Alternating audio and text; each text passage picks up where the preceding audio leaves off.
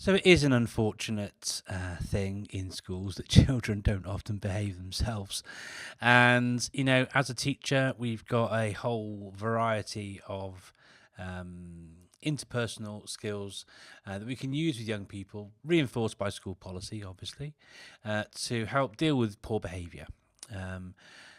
Now, often children can display, behaviours that we don't want to see when it comes to their use of technology as well. So it's great that we've got these non-digital approaches we can use with young people, but equally we want to have some tools at our disposal to help us when children do things they shouldn't be doing when using technology as well. So a really simple thing that we can do with young people if they are going off task is use some of the features of NetSupport School.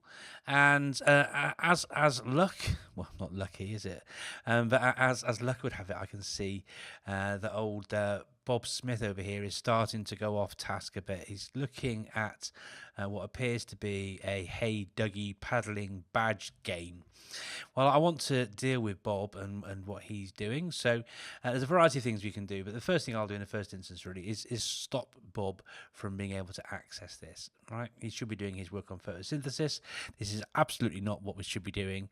So I can do one or two things in terms of locking his device down, so I can then go and have a conversation with him about what it is that he's doing. So I can firstly select his screen like so, and I can go to lock, and that would lock his specific machine. I could right click as well and lock it from here as well. So different ways we can do the same sort of thing there.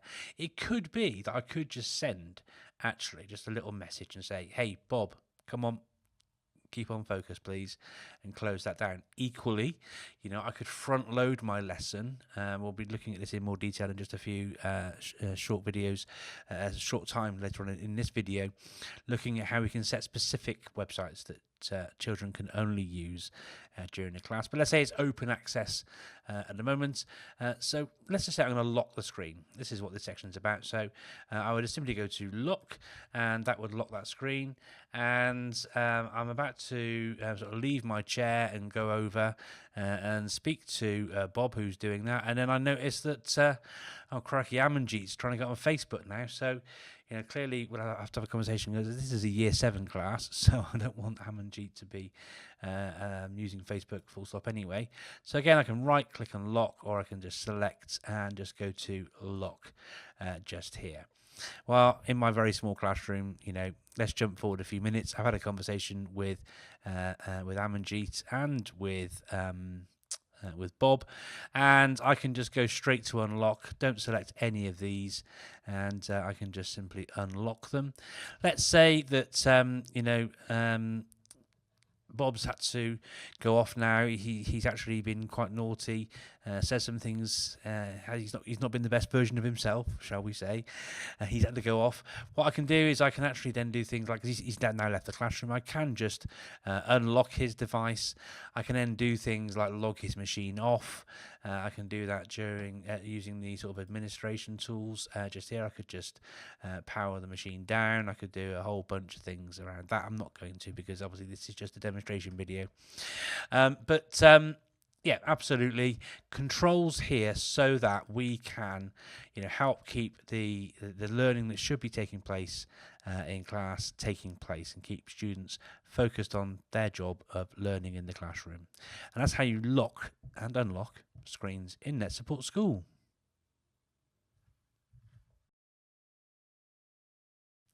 So if you're in an IT suite, it's very likely that a lot of your students in the room will have access to some kind of desktop device, and many desktop devices come with CD, DVD, drives, on occasion Blu-rays, but they'll have those sort of things on them often. They'll also often have USB ports on them as well for plugging in devices and all this sort of thing. But it does open up vulnerabilities to those devices. So to help with that, NetSupport School does have some safety features built in. On the left-hand side here, we have our navigation to our different sort of sections of the product. and one just here, which looks like a USB stick, in fact, is where you can control audio, USB, CD, and DVD devices. So if you click onto here, and you'll have the avatars for your individuals in the classroom. Don't select any of them. If you want to granularly apply controls, then you can obviously select or control click to do the granular selection, but we'll click away from all of those. And over here on the toolbar, we'll see we've got the options for access to USB, DVD, CD, mute sound or unmute sound, enable a webcam, disable webcam. So we've got these opportunities to sort of control what the different machines within inside your class can have access to. So, for example, USB, if I want to make it completely blocked access, then choose block access. We get a little icon which represents that as well when you do that. So we can also then make it blocked access for CDs, and we can see the updated icon there as well. We can mute sound, another update to the icon there. We could also disable the webcam, although there's no actual iconography for that just there. And then let's say that Bob needs to, this isn't actually a photosynthesis lesson, this is a language lab lesson. And if I click onto Bob and then go to unmute sound for Bob, that will unmute sound for Bob, but leave things muted for Amanjeet like so. So we can do it at a granular level or a whole class level, and we can control things across USB devices, CD, DVD, muting or unmuting sound as required, and enabling and disabling any webcams on devices as well. And that's how you can apply controls to the use of CD, DVD, USB and audio inside your classroom with NetSupport School. In this video, we're going to be exploring how we can manage printing in the classroom.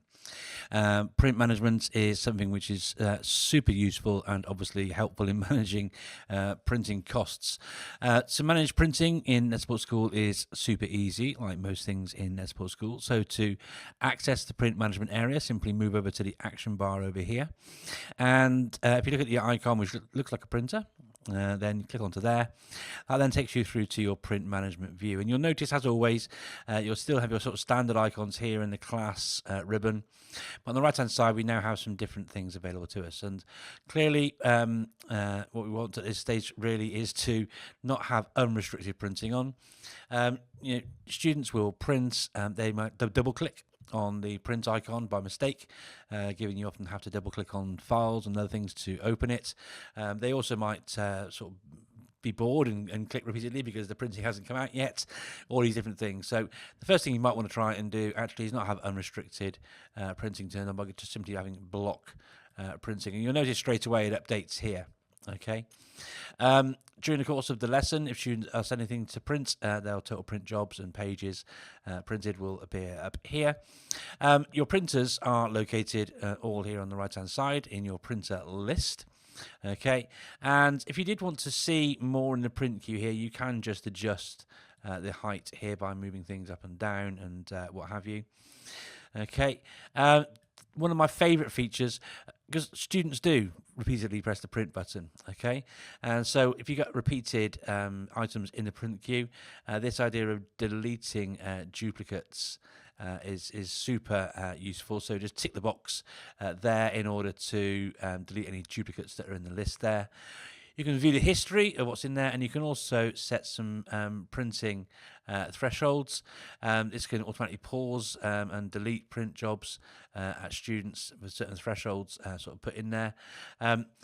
So yeah, a whole bunch of features in here to really help with managing printing in your classroom. It may well be that you want to, have a rule where you check a pupil's work before they actually print it out. So, you could block the printing and then release them on a sort of need by need basis. You can pause printing if it was unrestricted and open. You can block printing completely, so the students can't send anything to print at all, so forth and so on. So that's how you manage printing in NetSupport School.